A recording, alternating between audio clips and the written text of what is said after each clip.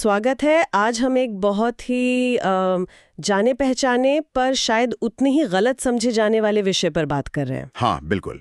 प्रेरणा और मानसिकता, मोटिवेशन और माइंडसेट। सही। हमारे पास कई तरह के दिलचस्प स्रोत भी हैं, कुछ आर्टिकल्स, ब्लॉग पोस्ट, थोड़ी एकेडमिक रिसर्च भी, ऑनलाइन डिस्कशंस और हाँ, कुछ गहरे दार्शनिक विचार भी। बिल्कुल।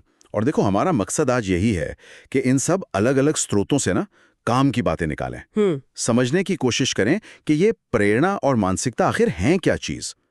क्या ये एक ही हैं या अलग अलग? हाँ, ये बड़ा सवाल है। और सबसे जरूरी कि इन्हें हम कैसे बेहतर बना सकते हैं, अपने फायदे के लिए इस्तेमाल कर सकते हैं। चलो जरा गहराई में उतरते हैं इसके। हाँ। तो शुरू यहीं से करते हैं, क्या ये दोनों एक ही चीज है? क्योंकि लोग अक्सर इन्हें एक दूसरे की जगह इस्तेमाल कर लेते हैं। बिल्कुल। पर प्लेयर्स फिटनेस एंड परफॉर्मेंस का एक स्रोत मिला, वो साफ कहता है नहीं जी, ये अलग है। अच्छा, क्या कहते हैं वो? उनका कहना है कि प्रेरणा वो आपको कुछ देर के लिए अच्छा फील करा सकती है, जैसे कोई जोशीला भाषण सुन लिया, एकदम जोश आ गया। हाँ, वो टेम्पररी बूस्ट जैसा। बिल्कुल। पर मानसिकता वो चीज है जो आपको अंदर से बदलती है, लंबे समय के लिए। उन्होंने एक बड़ी अच्छी मिसाल भी दी है, शायद प्रेरणा मछली देना है और मानसिकता? हाँ, मानसिकता मछली पकड़ना सिखाना है। क्या बात है! ये फर्क तो बहुत गहरा है। मतलब मानसिकता, जैसा कई स्रोत कह रहे हैं, हाँ। वो सोचने का एक तरीका है, एक पैटर्न। बल्कि आचार्य प्रशांत के स्रोत में तो इसे एक, क्या कहते हैं, बंधी हुई चीज कहा गया है। अच्छा, बंधी हुई मतलब लिमिटेड? हाँ, उनका नजरिया थोड़ा अलग है।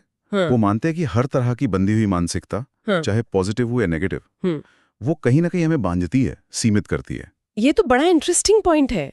इस पर आगे बात करेंगे। जरूर। तो मानसिकता हुई सोचने का तरीका। हाँ। और प्रेरणा, वो फिर क्या है? वो पहला धक्का। हाँ, शायद वही। द डबल थिंक और विकिपीडिया जैसे स्रोत प्रेरणा को किसी काम को शुरू करने की वजह मानते हैं। वो पहली चिंगारी, वो इच्छा शक्ति। और प्लेयर्स फिटनेस वाला स्रोत ये भी कहता है ना कि प्रेरणा अक्सर क्षणिक होती है। मतलब डर से आ सकती है, कुछ पाने की इच्छा से। हाँ, या किसी इनाम के लालच से। बिल्कुल। लेकिन जो स्थायी बदलाव है, जो असली सुधार है, वो मानसिकता बदलने से ही आता है। तो एक तरह से मानसिकता इंजन है और प्रेरणा वो फ्यूल जो कभी कभी बाहर से डालना पड़ता है। सही। अच्छा, तो इस ईंधन यानी प्रेरणा को थोड़ा और समझते हैं। द डबल थिंक स्रोत कहता है कि इसमें 3 मुख्य चीजें हैं। ओके। पहला, एक्टिवेशन, मतलब किसी काम को शुरू करने का वो ट्रिगर। ठीक है। दूसरा, परसिस्टेंस, यानी शुरू कर दिया तो फिर लगे रहने की हिम्मत, हार न मानना। वो टिके रहना। और तीसरा, इंटेंसिटी, यानी आप उस काम में कितनी जान लगा रहे हैं, कितना जोर डाल रहे हैं। अच्छा, एक्टिवेशन, परसिस्टेंस, इंटेंसिटी, ये तीनों। हाँ। और ये तीनों ही जरूरी हैं, खासकर जब लक्ष्य थोड़ा मुश्किल हो। सही बात है। सुबह उठकर कॉफी बनाने में शायद इंटेंसिटी उतनी ना लगे, पर मैराथन दौड़ने के लिए तो तीनों चाहिए। जबरदस्त। बिल्कुल। विकिपीडिया इसे हमारे बर्ताव को समझने का एक थ्योरेटिकल फ्रेमवर्क कहता है। ये समझाता है कि हम क्यों कुछ करते हैं, हमारी इच्छाएं क्या हैं, जरूरतें क्या हैं। और ये आती कहाँ से है प्रेरणा? मतलब सिर्फ अंदर से ही आती है या बाहर का भी असर होता है? दोनों तरफ से, है ना? ज्यादातर स्रोत यही कहते हैं। 2 तरह की प्रेरणा, एक तो हुई आंतरिक, इंट्रिंसिक, जो अंदर से आती है। जैसे कोई काम करने में मजा आ रहा है इसलिए कर रहे हैं। बिल्कुल। या कुछ सीखने को मिल रहा है, या वो काम आपके लिए पर्सनली मायने रखता है। और दूसरी है बाह्य, एक्सट्रिंसिक प्रेरणा, जो बाहर से आती है, पैसा, तारीफ, इनाम। हाँ, या सजा का डर। ये सब बाहरी चीजें हैं। द डबल थिंक और विकिपीडिया दोनों इस बात पर सहमत है। दिलचस्प बात यह है कि विकिपीडिया कुछ और गहरी साइकोलॉजिकल जरूरतों का भी जिक्र करता है। अच्छा, जैसे लोगों से जुड़ने की जरूरत, नीड फॉर एफिलिएशन, या फिर कंट्रोल, अधिकार की चाहत, नीड फॉर पावर, कुछ हासिल करने की तमन्ना, नीड फॉर अचीवमेंट, और नई चीजें जानने, खोजने की इच्छा, नीड फॉर क्यूरियोसिटी। अरे वाह! तो ये सिर्फ मजा या इनाम का खेल नहीं है। बिल्कुल। हमारी गहरी जरूरतें हैं जो हमें ड्राइव करती हैं। बिल्कुल। ये समझना तो बहुत जरूरी है कि हमें चला क्या रहा है। क्या हम सिर्फ इनाम के पीछे भाग रहे हैं या उस काम में ही हमें कोई गहरा मतलब मिल रहा है? हाँ, क्योंकि यहीं से फिर अगला सवाल जुड़ता है कि हम इस प्रेरणा को जगाएं कैसे रखें और एक मजबूत पॉजिटिव मानसिकता कैसे बनाएं। हाँ, ये हुई ना काम की बात। इस पर तो बहुत कुछ मिला है स्रोतों में। सबसे पहली बात जो कई जगह दिखी वो है अपने क्यों को जानना। आपका वाय क्या है? हाँ, ये द डबल थिंक ने भी कहा है। लक्ष्य के पीछे का मकसद साफ हो तो जुनून बना रहता है। बिल्कुल। और बिन नॉलेज हब और जनता से रिश्ता जैसे स्रोत स्मार्ट लक्ष्य बनाने की सलाह देते हैं। स्मार्ट मतलब? Specific, measurable. हाँ। स्पेसिफिक स्पष्ट, मेजरेबल मापने योग्य, अचीवेबल हासिल करने लायक, रेलेवेंट आपसे जुड़ा हुआ, और टाइम बाउंड समय सीमा वाला। अच्छा, ओके, मतलब लक्ष्य बिल्कुल क्लियर होना चाहिए। और इसी से जुड़ी एक और सलाह जो कई जगह मिली, बड़े लक्ष्यों को ना छोटे छोटे मैनेजेबल हिस्सों में बांट लो। हाँ, ये तो बहुत प्रैक्टिकल सलाह है। द नॉलेज हब, जनता से रिश्ता और रेडिट पे भी लोग यही कह रहे थे। इससे होता क्या है कि एक तो रास्ता साफ दिखता है और दूसरा हर छोटा कदम पूरा होने पर लगता है कि हाँ कुछ हासिल किया। बिल्कुल, वो एक सेंस ऑफ अकम्प्लिशमेंट मिलता है और वो जो भारीपन महसूस होता है ना बड़ा काम को देखकर, उससे बचा जा सकता है। रेडिट पर लोग इसी की बात कर रहे थे। सही। एक और बड़ा दिलचस्प पॉइंट था द डबल थिंक में, सिर्फ मंजिल पर नहीं सफर पर ध्यान दो। यात्रा का आनंद लो। हाँ, उन्होंने हेमिंगवे को कोट किया था, सफर का कोई अंत होना अच्छा है लेकिन आखिर में सफर ही मायने रखता है। वाह, क्या बात है। मतलब प्रक्रिया को एंजॉय करो, इससे शायद वो बर्नआउट वाली फीलिंग कम होती होगी। हाँ बिल्कुल, और ये सीधे सीधे आंतरिक प्रेरणा से भी जुड़ता है। अगर सफर ही इनाम है तो बाहरी नतीजों पर उतनी निर्भरता नहीं रहती। सही कहा। और इसी से जुड़ा एक और विचार था, सिर्फ इच्छा शक्ति, विल पावर के भरोसे मत रहो। अच्छा, क्यों?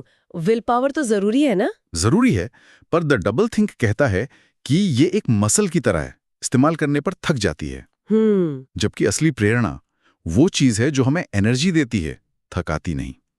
तो ये दोनों अलग हैं। तो मतलब सिर्फ जिद पाल लेना काफी नहीं, कुछ ऐसा ढूंढना होगा जो अंदर से एनर्जी दे। हाँ बिल्कुल, और उसके लिए खुद को चैलेंज करना और सीखते रहना भी जरूरी है। द डबल थिंक कहता है नई चुनौतियां हमें जगाए रखती हैं। और द नॉलेज हब, जनता से रिश्ता भी यही सलाह देते हैं कि सीखते रहो, वर्कशॉप करो, कोर्स करो, स्किल्स बढ़ाओ। इससे एक मकसद भी मिलता है। अच्छा, और वो कल्पना वाली बात, क्या सिर्फ सोचने से, विजुअलाइज करने से प्रेरणा मिलती है?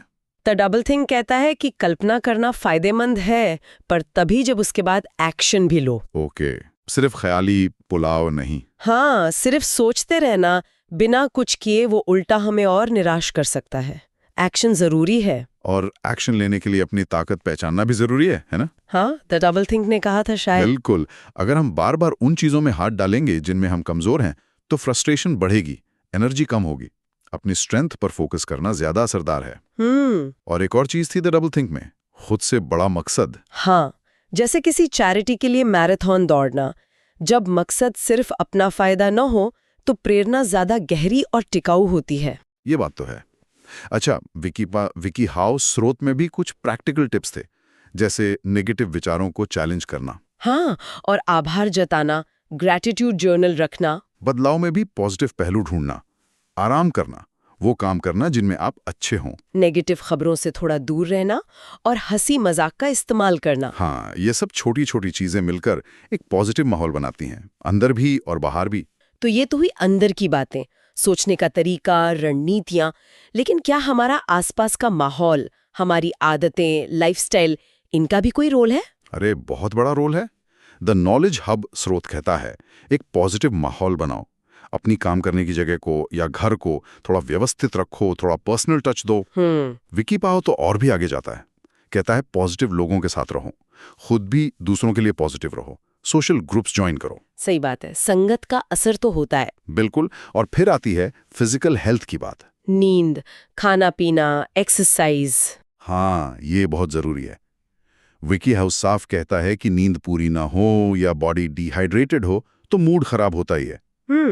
वो मूड अच्छा करने वाले खाने की भी बात करते हैं, जिनमें सेलेनियम हो, ओमेगा 3, फोलेट वगैरह। पानी ठीक से पीना और रेगुलर एक्सरसाइज करना, उससे एंडोर्फिन्स निकलते हैं ना? बिल्कुल। जनता से रिश्ता स्रोत भी यही सब दोहराता है। एक रूटीन बनाओ, हेल्दी आदतें डालो, नींद, खाना, कसरत, ध्यान भटकाने वाली चीजें कम करो, अपना ख्याल रखो, सेल्फ केयर और माइंडफुलनेस प्रैक्टिस करो। तो मतलब ये सब आपस में जुड़ा हुआ है, तन और मन एक साथ। एकदम। द नॉलेज हब सीधे तौर पर फिजिकल और मेंटल हेल्थ को प्रायोरिटी देने को कहता है। जनता से रिश्ता स्ट्रेस मैनेजमेंट और बर्नआउट से बचने के लिए सेल्फ केयर और माइंडफुलनेस पर जोर देता है। ये एक होलिस्टिक अप्रोच है। अच्छा। बल्कि स्पोर्ट्स साइकोलॉजी पर एक रिसर्च सार मिला, वो खिलाड़ियों में मेंटल टफनेस की बात करता है। मेंटल टफनेस मतलब मानसिक दृढ़ता। हाँ, उसमें स्ट्रेस संभालना, कॉन्फिडेंस, सेल्फ मोटिवेशन, लक्ष्य बनाना, हार के बाद वापसी करना, ये सब शामिल है। और ये टफनेस बनती कैसे है? शायद इन्हीं मानसिक रणनीतियों और हेल्दी लाइफस्टाइल के कॉम्बिनेशन से। ये सब सुनने में तो बहुत बढ़िया लग रहा है, पर जिंदगी हमेशा इतनी सीधी कहाँ होती है? जब मोटिवेशन एकदम डाउन हो या कोई बड़ी मुश्किल आ जाए तब क्या करें? ऐसा तो होता ही है सबके साथ। होता है, बिल्कुल होता है। रेडिट पर एक डिस्कशन इसी बारे में था, खासकर क्रिएटिव कामों में।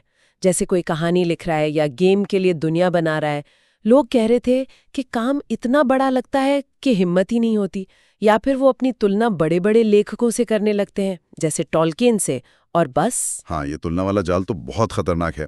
और वो जो रेडिट पर सलाहें थीं, वो काफी प्रैक्टिकल थीं। जैसे एक बार में एक चीज पर फोकस करो, काम को तोड़ लो छोटे हिस्सों में।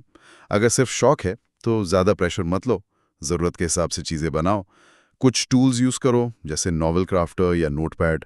ब्रेक लो, और सबसे जरूरी, दूसरों के बेस्ट काम से अपने पहले ड्राफ्ट की तुलना मत करो। सही।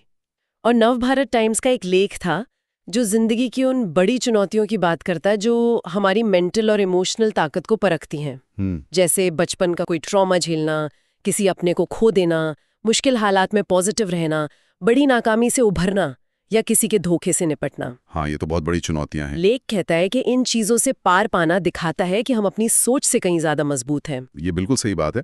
ये सीधे सीधे रेजिलियंस यानी लचीलेपन की बात है। इन बड़ी मुश्किलों से गुजरकर हम अक्सर अंदर से और ज्यादा मजबूत हो जाते हैं। प्लेयर्स फिटनेस वाला स्रोत भी कहता है कि एथलीट्स को अपनी सेल्फ लिमिटिंग सोच से उभरना सिखाते हैं। और विकी हाउ कहता है नेगेटिव विचारों को चैलेंज करो। द डबल थिंक भी मानता है कि मोटिवेशन का ऊपर नीचे होना नॉर्मल है, बाहरी कारणों से होता है। हाँ, और जनता से रिश्ता वो टाइम मैनेजमेंट टेक्निक्स बताता है, पोमोडोरो, आइजनहावर मैट्रिक्स, ताकि काम का बोझ हावी ना हो। यहीं पर वो आचार्य प्रशांत वाली बात फिर से सोचने पर मजबूर करती है ना। हाँ, बिल्कुल। जहाँ बाकी सब कह रहे हैं कि नेगेटिव सोच को हटाओ, पॉजिटिव बनो, वो कह रहे हैं कि किसी भी तरह की मानसिकता, चाहे पॉजिटिव हो या नेगेटिव, वही अपने आप में एक बंधन है। हाँ, उनका नजरिया सबसे अलग और शायद सबसे गहरा है। वो कहते हैं कि असली आज़ादी किसी बनी बनाई सोच को अपनाने में नहीं है, चाहे वो पॉजिटिव हो या नेगेटिव। तो फिर किस में है? वो कहते हैं आज़ादी है बिना किसी फिल्टर के, जो जैसा है उसे वैसा देखने और समझने में, सच के साथ रहने में, खुली जागरूकता में। उनके हिसाब से कोई भी मानसिकता हमें एक खास चश्मे से दुनिया देखने पर मजबूर करती है, जबकि सच को तो हर पल नए सिरे से देखना होता है। ये तो मानसिकता के पूरे कॉन्सेप्ट पर ही सवाल उठा देता है। वाह! तो अगर हम इस पूरी बातचीत को समेटें तो क्या मुख्य बातें निकलती हैं? पहली तो ये कि प्रेरणा और मानसिकता अलग है पर जुड़ी हुई हैं। बिल्कुल। प्रेरणा वो चिंगारी जिसके लिए एक्टिवेशन, परसिस्टेंस, इंटेंसिटी चाहिए, अंदर या बाहर से आ सकती है। और मानसिकता वो सोचने का गहरा पैटर्न। दूसरी बात, दोनों को बेहतर बनाने के लिए कुछ चीजें जरूरी हैं। साफ लक्ष्य, अपना क्यों जानना। हाँ, सफर पर ध्यान देना, खुद को समझना, अपनी ताकतें, अपनी कमजोरियां, अच्छी आदतें, लाइफस्टाइल। सपोर्टिव माहौल और कुछ प्रैक्टिकल टेक्निक्स जैसे काम को तोड़ना, नेगेटिव सोच को चैलेंज करना। लेकिन ये याद रखना जरूरी है कि ये एक लगातार चलने वाली प्रक्रिया है, कोई फिक्स्ड डेस्टिनेशन नहीं। जैसा द नॉलेज हब और द डबल थिंक दोनों कहते हैं, मोटिवेशन ऊपर नीचे होगी ही। बनाने में क्या क्या शामिल है? खुद को समझना, नेगेटिव पैटर्न पहचानना और उन्हें चुनौती देना, बाहरी माहौल को ठीक रखना, और शायद जैसा आचार्य प्रशांत कहते हैं, मानसिकता के आइडिया पर ही सवाल उठाना, ताकि हम सचमुच खुले दिमाग से जी सकें। ये एक बैलेंस बनाने जैसा है। हाँ, संरचना और जागरूकता के बीच का संतुलन। सही। तो इसी संतुलन के विचार के साथ हम सुनने वालों के लिए एक सवाल छोड़ जाते हैं। ये हमारे स्रोतों से ही निकला है, सीधे तौर पर नहीं कहा गया, पर उभर कर आता है।